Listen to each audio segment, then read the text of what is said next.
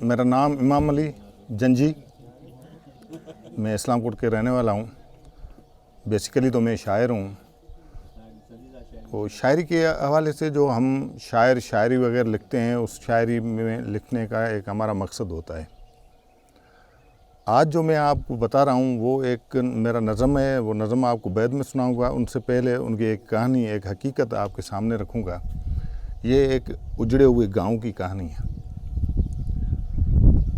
जिस गांव में हमारे एक दोस्त दलू जाट रहता था, हम उनसे मिलने गए। मेरे साथ और भी दोस्त थे। जब हम उन गांव गए तो वो सारा गांव माइग्रेशन करके चला गया हुआ था। और दूसरे साइड वाले गांव से जब हमने पता किया कि ये कहाँ गए, तो उन्होंने बोला भाई ये तो 3 साल हुए हैं माइग्रेशन करके चले गए, ये तो अपना मुल्क ही छोड़ के चले गए। फिर लोगों से जब हमने वजह पूछी तो उन लोगों ने बताया कि उस गांव में एक लड़की थी जो किसी और गांव में, साइड वाले गांव में चली गई थी। जब उनके घर के लोगों ने उनका पता चला कि वो लड़की नहीं है, वो साइड वाले गांव में ये थर के रेत पे जो पाँव वगैरह उनके निशान होते हैं, तो वो पाँव के निशान देख देख के उस गांव तक चले तो लड़की मिली उनको। लड़की को लेके आए और 1 महीने के बाद दोबारा वही हुआ कि लड़की गई। वो लड़की सुबह मिली उसी गांव में।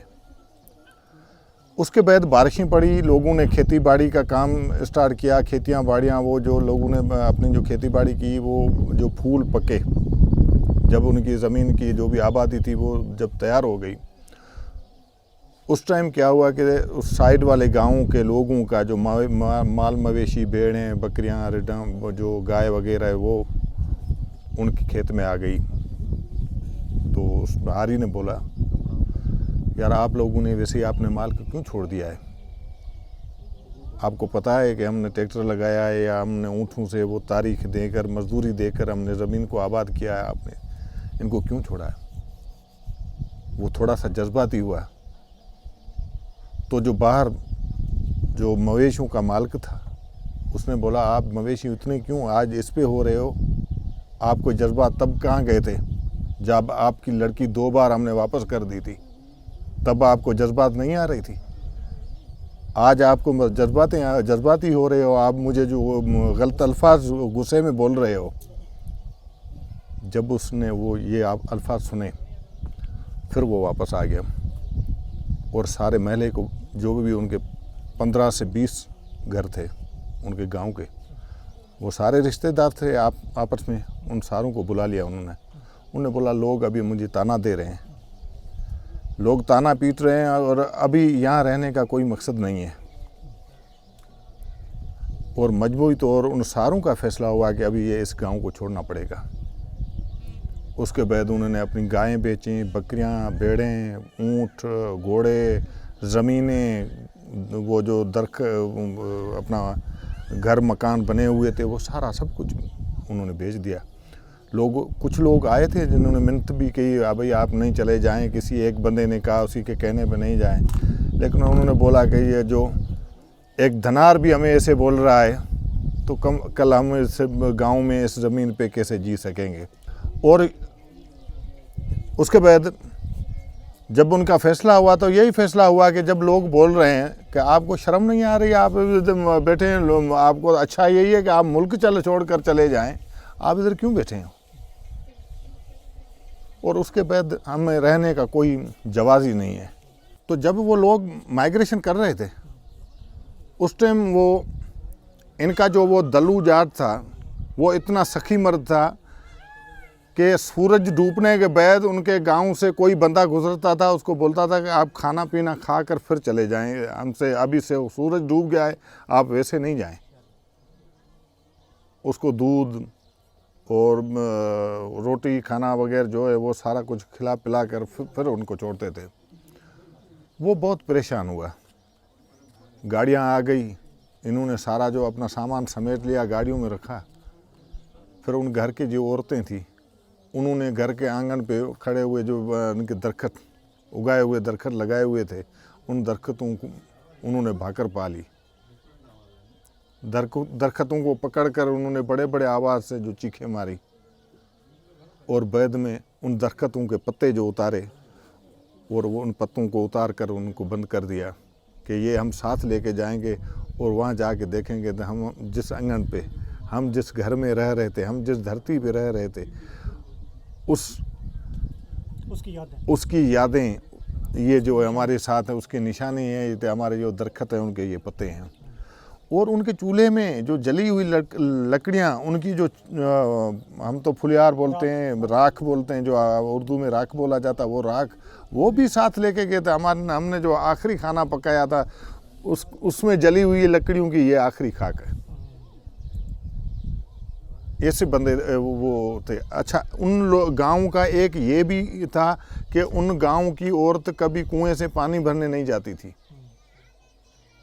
वो पानी कुएं से पानी भर लेकर घर पे आना, वो जो दिल्ला था उसको आना बुरा माना जाता था। वो उनको बुरा इसीलिए मानना जाता था कि वो बोलते थे कि दिल्ला हमारी एक थरी कहानी है, अगर कोई बंदा मर जाता है तो हम थरी लोग बोलते हैं आपस में, यार इसको क्या हुआ, तो थरी में बोला जाता है इसका घड़ा भरा हुआ था, घड़ो भर जी आयो।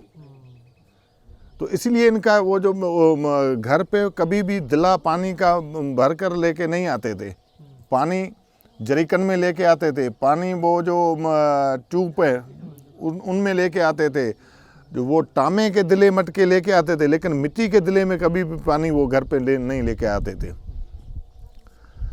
हमने वापस आके उनके घरों का मंजर देखा। जब उनके घरों का मंजर देखा तो उनके घरों में जो ये चारपाइयाँ, जो मुल्क छोड़कर जा रहे थे तो वो चारपाइयाँ तो उधर ही छोड़ गए, और उनके घर में जो खेती बाड़ी करने के लिए वो अपने मवेशियों का सामान सिस्टम वगैरह वो भी वहीं पड़ा था।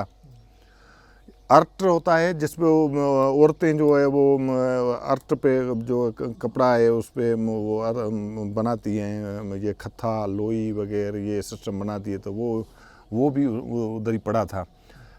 एक जो हिंदोरे होते हैं जिसमें छोटे छोटे बच्चों की जब परवरिश होती है तो उनको झूले में जो झुलाया जाता है, तो वो भी उन्हें उधर ही पड़े हैं।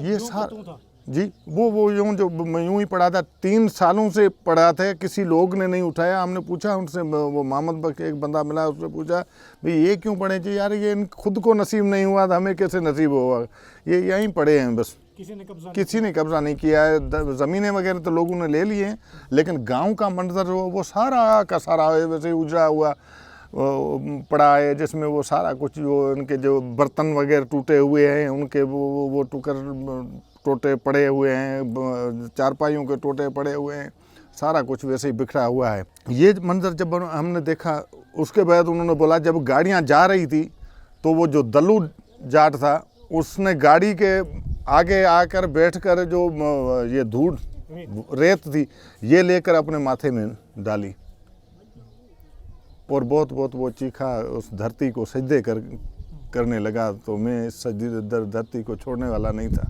मेरी ज़िंदगी यही थी, लेकिन एक ताना जो हमें मिला है, हम अब इस धरती पे रहने के काबिल नहीं रहे हैं, हम चले जा रहे हैं। जब ये मंजर मैंने सुना तो मैंने एक नज़म लिखी जो आपसे बता रहा हूँ। जाटन तड़ जारियूं हाणे विधवा के नारी वांगे। उस गांव का नाम जाटन तड़ है।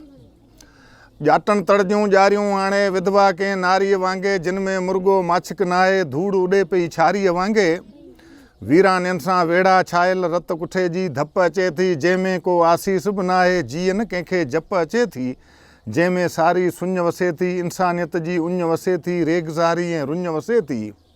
भिट उन्ही जो भाग फिटी वियो, मातर भूमि माग फिटी वियो, भरे सावण हीअं लॾींदा, कंहिं जातो कीअं लॾींदा। बाजर मस जीअं ॿूर झलियो हो, मुठ चिबड़ के मोरिया हुआ, ऐं धरती साई चादर ओढे पोर रलीअ जा पोरिया हुआ। हिकिड़े तुनके हेॾो सारो ॻोठु उजाड़े कीअं छॾियो हुआ, अंदरि साड़े कीअं छॾियो हुआ। कर्म फिटे खे कारी कोन्हे, मीहणे जहिड़ो मारी कोन्हे, ॻाल्हि समूरी ॻोढ़ा थी वई, हर घटीअ तां घोड़ा थी वई। ही ॾेव सॼो आहे ॾाढनि जो, ऐं पंहिंजी काई पती नाहे, पंहिंजूं आहिनि अंधियूं अखियूं, पंहिंजी काई बती नाहे। पाण हलूं था पाण खणी, सूर समूरा साण खणी। पाण हलूं था पाण खणी, सूर समूरा साण खणी। उन राति न कंहिं हुई मानी खाधी, अध रदीअ में थी वई आधी। लाई में हुई लारी बीठी थुड़ अंगण जा सब बख्याऊं। लाई में हुई लारी बीठी थुड़ अंगण जा सब बख्याऊं। मीरा मूला रूपा रोई दलू अजी पे दिल कख्याऊं। केसर कमला तारी टीजा लुड़कन साते मोह मटियाऊं। वारी छारी पन वणन जा लाहे लोटी मंझ रखियाऊं। मीरा मूला रूपा रोई दलू अजी पे दिल कख्याऊं। केसर कमला तारी टीजा लुड़कन साते मोह मखियाऊं। वाटाड़ुन खे खीर मयूं रोज़ पियारण वारा वेंदा। पप्पू पीरो पिथू पूनम माण्हू जीअ जियारा वेंदा। वाट उन ते वारीअ भूंगा हाण न कोई ठाहींदो आ। ओतारे जी भित टुटी वई पड पुराणो खाईंदो आ। खूह उन ते ईंदे वींदे सांगी तरसी वेंदा आहिनि। सीम उन जा सेड़ा चारे नेण बि बरसी वेंदा आहिनि। चुल्ह जा मार्ग कोन खिलनि था आगी छॼियूं उजल काठियूं हाणे एॾो ई खाए पई। चुल्ह जा मार्ग कोन खिलनि था आगी छॼियूं उजल काठियूं हाणे एॾो ई खाए पई। कंडीअ हेठां कार कणछी गीत नुअनि में ॻाए पई। हिकिड़ो पींघो हथ सां वाणियल जंहिंमें कई ख्वाब लुॾी विया। जंहिं ते आहिनि झिरकियूं वेठियूं रंग उन जा सभु उॾी विया। माटूरनि जा कंध लही विया हर को झिरणो भूंडा ॾे थो। माटूरनि जा कंध लही विया हर को झिरणो भूंडा ॾे थो। अध भॻा के अर्ट पिया आहिनि जिन में तंदूं तारूं न आहिनि। कतण वारियूं केॾांहुं वेयूं हुरमचियूं ऐं आरूं न आहिनि। भित मथे के चिट पिया आहिनि छुरियुनि सां हो छापियो जिन खे। भित मथे के चिट पिया आहिनि छुरियुनि सां हो छापियो जिन खे। रूह भरिया राॻा ॾेई चाह मंझा हो चापियो जिन खे। बाख पुटण खां पहिरीं जेकर शाइर को मंज़र ॾिसे आ। तारा नेण कीअं पे तड़पिया पेरनि हेठां ज़मीन घिसे आ। पेरनि हेठां ज़मीन घिसे आ।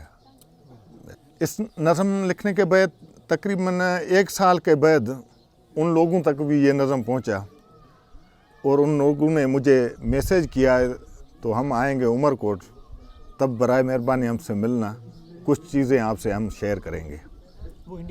वो इंडिया चले गए, लेकिन उन्हीं का एक मैसेज किसी बंदे के साथ मुझे मिला था कि हम 1 साल के बाद उमरकोट के नियर खारोड़े में आएंगे और उधर इनके रिश्तेदार हैं, उनमें कोई शादी वगैरह उसमें हम आएंगे, तो बराए मेहरबानी हमसे मिलने आप आएँ, आपसे कुछ चीज़ें हम शेयर करेंगे।